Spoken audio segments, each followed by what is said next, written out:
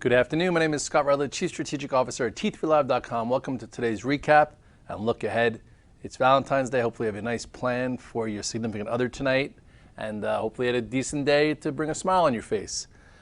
Today, futures started off a little bit down, had a little bit of a corrective phase during the first hour of the day, and if you remember, I tweeted, I'm like, guys, we haven't even broke below yesterday's low in the spiders or in the Qs, and we already reclaimed the IWM lows, so stop getting so damn bearish. And lo and behold, you had a bit of retracement back up, and then obviously Yellen came out with her testimony, and it was very hawkish. First, let's take a quick look at the chart of the spiders. Okay, I put pivots up there every day so you can navigate. Okay, first things first, you remember the election. This was your last real major inflection point.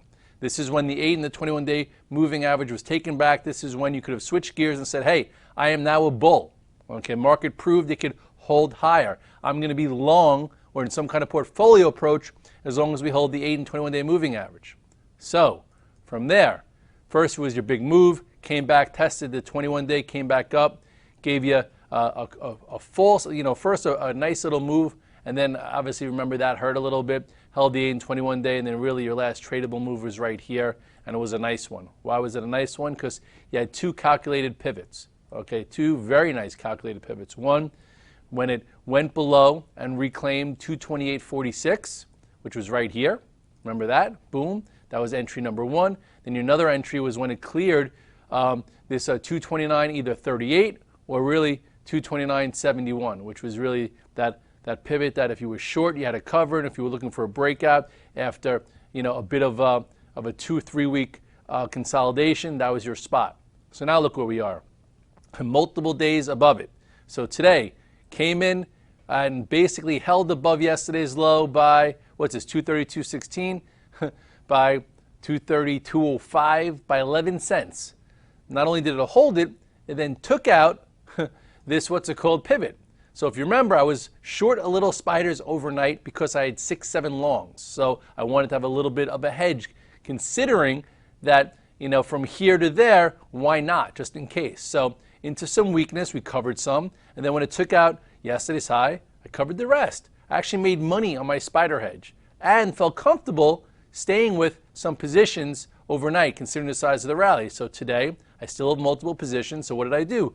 On the close, shorted a little bit more spiders, okay, again, after covering in the morning to have some overnight just in case, but I still have, multiple longs and options to ride the rally out. But we are a little extended, so I feel like from here, I could trade around the spider hedge, okay, and have a little bit of peace of mind and stay with what's going on. One day, you might even be able to make good money on a hedge, but that's going to happen when all of a sudden maybe you get like a red dog reversal where it trades through here and comes back below, makes a topping tail, or opens up and then goes from green to red with a topping tail. But as of now, from here you just got to trade around it and stay with some longs.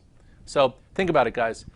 Since Friday, I've been talking about the banks. I've been saying how actually last week, when everyone was getting all bearish again, I was like, maybe the small caps of the banks take us another leg. And then on Monday I said, if Yellen is hawkish, which you probably will be considering it at all-time highs, you got to look for the banks. And the one that I focused on was Bank of America. So when she started speaking and it was hawkish, if you look at my Twitter feed right away, I'm like, hawkish. See if Bank of America stays above 23.50, 23.55. And at this point, it's almost a little depressing because sometimes when things happen the way you think they can happen, you think about how you could have done it better. And I feel like I could have taken more size. I could have held it for the majority of the move longer. I could have just made a lot more money. I could have been in 2 or 3 of the banks versus just Bank of America. Whatever. It's behind us now. The reason why we were all focused on it was because of this. Remember this 3-month channel that we've been talking about? Well, finally, it triggered above this spot. Here's your 23.54. This is also 23.55. That's why it was important. Went as high as actually 24.17. So I feel like I was long from last week. I added yesterday.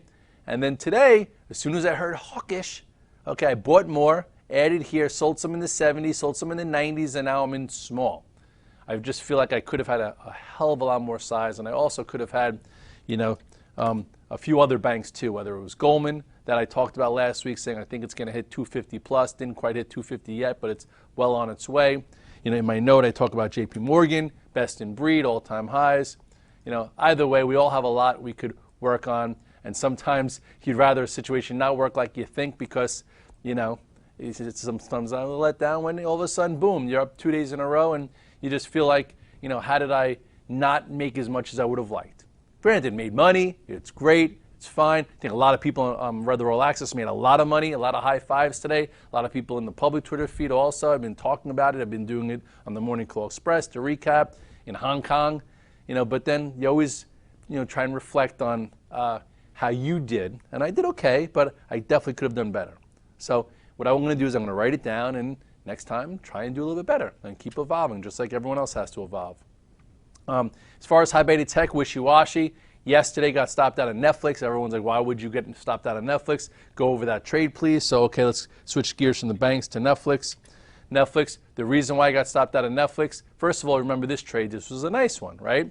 Long tier 1, tier 2, back to tier 1, stayed with it. And then when it couldn't rally, when the market rallied on Friday and Monday, you know, all of a sudden it traded above here, back below, and I got stopped out because this bull flag that I thought would be a continuation to the upside didn't happen. So I got out of the way, and I didn't have to take the pain of today. Some of you guys who stayed in it today, I'm going to give it to the 21-day. Okay, but maybe you've been giving it to the 21-day during this entire rally. So you can't be perfect. For me, I try and be a little bit more perfect because I'm a momentum trader. Tier 1, tier 2, back to tier 1, sit, get stopped out, and not have to deal with this. Tomorrow we'll figure out whether or not we get some kind of red dog reversal into the 21-day to hold. But all in all, that's why I got stopped out. You had 2 nice days in the S&P. This went nowhere after a nice breakout. Pushed above, failed, went red, got out. And now we'll see tomorrow what happens. I also got stopped out of BABA. Why did I get stopped out of BABA? Because it also, you know, to me, I feel like it could have acted better. Okay, here is when it broke the descending channel. Here it gave you the nice little bull flag breakout ahead of earnings. Here we were in calls, got paid. Then sideways, was going well.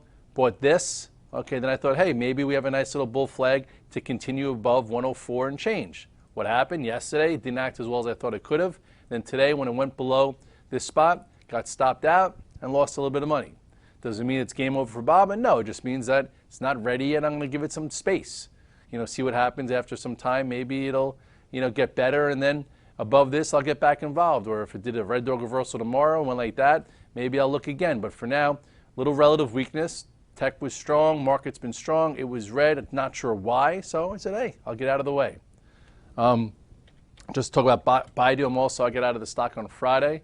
Why did I get out of the stock on Friday? Because, you know, you had a nice move from here to here. Still in the calls, I sold a third of the calls, I'm still in it too, but earnings are until the 23rd, so it's in a week. So I figured, you know, from this one spot here to up there, why not get out of a little bit? I do still think that the options could be good. I just, you know, funded a little bit by getting a pre-earnings move. As far as other high beta tech names, Amazon, you know, I think that it's getting juicier. Why is it getting juicier? Because it came back to, you know, all-time highs. Now, if it puts in an inside range here, I think that next time it gets, you know, poking its head up, I'll probably get back involved. Took it here for a small trade, but didn't think it was getting back up to there. Now that it proved it can get back up to prior highs with a little bit of time, I think that there could be a breakout trade, so I will look there, and that'll be back. This just went from, you know, the C list to the B list. Now it's back on the A list, and we'll see what happens. I don't have a position right now. You know, Google, I think, is still on the the B list, maybe B minus list. You know, because look, you know, Amazon came all the way back up to the prior highs. This one filled the gap, but not much power. At this point, just let it reset up. If it went inside for a few days, maybe it would move up to the B plus list by getting above this to get back up there. But for now, ranges are too small, and I just don't think it's worth it. You know, Facebook is on my B minus list. Why is it on the B minus list? The market just had a big move, and stock did nothing, but hasn't fallen apart. So I'm still have one eye open on it. You know, I held the 8-day. This was when, you know, it held the 8-day again down here. That was after failing on earnings. So from here to here, it went to the B minus list or C list, and then right here it said, hey, you know, I'm not falling apart. So now it's back up here, a little bit of sideways action. If they come out with their metrics about their videos, maybe it gets going again. We shall see. Today, NVIDIA It was an A-lister for me because it had a failure up near highs, still had good earnings, so I figured maybe it would be a potential long at the 50-day. Well, the little red dog reversal here didn't quite get to the 50-day, so I'm long some, and then tomorrow if it gets above today's high, maybe I'll buy a little bit more, and then we'll see if there's another trade up to this spot. But all in all, haven't been in NVIDIA, watched it fail, didn't get short on day one. I could have made money day two, but I avoided it, long a little bit from here. Bios, big time move. I'd just like to show you when there are days to take notice, and here was your day to take notice. Tweeted about it, talked about it, every video, boom, Miriabi candle, whatever you want to call this, big, wide range, awesome candle. Then it held it, and now look where the IBB is. So if you were waiting for some kind of change, we like to talk about days to take notice. Well, here you had one, and now look. So at this point, still looks kind of good. Closed strong. Maybe it works its way back up. I actually, I don't know why, but I bought a little VRX because closed strong, decent volume. It's a very big spec name. Maybe it goes up a little bit tomorrow. I also bought some Celgene calls today just because I think it looks good, right? Never really filled this whole gap. Nice bull flag. I probably should have taken some stock. Instead, I took some options. I do think that looks okay. We'll see what happens here. Maybe intraday tomorrow, if it opens flat and clears this, I'll buy it for a trade. But for now, I'm in some calls, not for this Friday, for next Friday. If you follow me, also, especially Redler All Access, a few days ago, I said I'm going to buy UA calls and forget about it. Didn't know they were going to have this type of move, but options did real well. Okay, now we'll see if there's a trade besides holding for the options if it gets into this gap. But all in all, right here we bought the calls and they've already almost doubled. Now we'll see if we can get in here for a trade. Same thing with Twitter. Bought the Twitter calls yesterday thinking, hey, I lost on the last third, made money on the 2/3, but I'll buy it back. And all of a sudden bought the calls for, I think, $1, before this happened. And now they're up to about $1.50, so 50% premium. Took a little bit off, and now I'll wait because I wasn't playing it for a day trade. Otherwise, I would have bought the Friday weeklies versus I think I have the Junes. So we'll see what happens here. So keep moving and grooving. Keep looking for the setups. Don't get caught falling asleep behind the wheel. If you have multiple positions and you have options, at this point I feel like you could trade around the S&P short or even the diamond short. The Russell held where it had to. This, I think, maybe you could even trade, for more upside. As it takes out this spot, it held where it had to. Here, this was a prior spot. Maybe another inside day, and it could even get juicier for a new move. So just continue to take trades, look for setups, and turn the volume on the TV down. Have a great Valentine's Day. See you tomorrow.